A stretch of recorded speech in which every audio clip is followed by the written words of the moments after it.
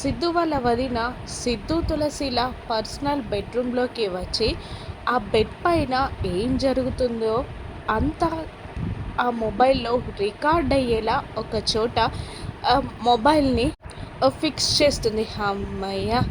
ఇప్పుడు ఈ రూమ్లో ఆ బెడ్ పైన ఏం జరుగుతుందో అంతా అక్కడ రికార్డ్ అవుతుంది అని మెల్లిగా చేతులు దులుపుకుంటూ ఉంటుంది ఆవిడ.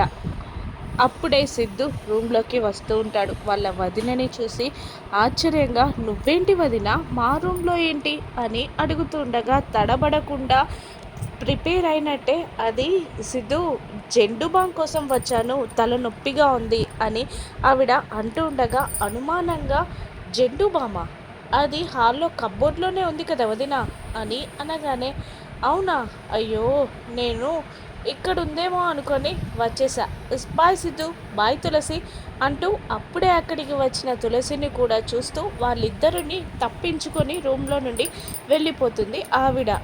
ఏమైంది అన్నట్టు సిద్ధు తులసి ఆ రూమ్ మొత్తాన్ని పరిశీలనగా చూస్తూ ఉంటారు. అప్పుడు సిద్ధుకి ఆ రూమ్ బెడ్ పైన ఏం జరుగుతుందో రికార్డ్ అయ్యేలా వాళ్ళ వదిన పెట్టిన మొబైల్ కనబడుతుంది. దాంతో సిద్ధు షాక్ అవుతాడు. ఇప్పుడు సిద్ధు ఏం చేస్తాడు? ఆ మొబైల్ని తీసేస్తాడా, లేదంటే తులసితో క్లోజ్గా ఉన్నట్టు ఆ మొబైల్లో రికార్డ్ అయ్యేలా యాక్టింగ్ చేస్తాడా? రాను నెక్స్ట్ చూద్దాం. Thank you for watching.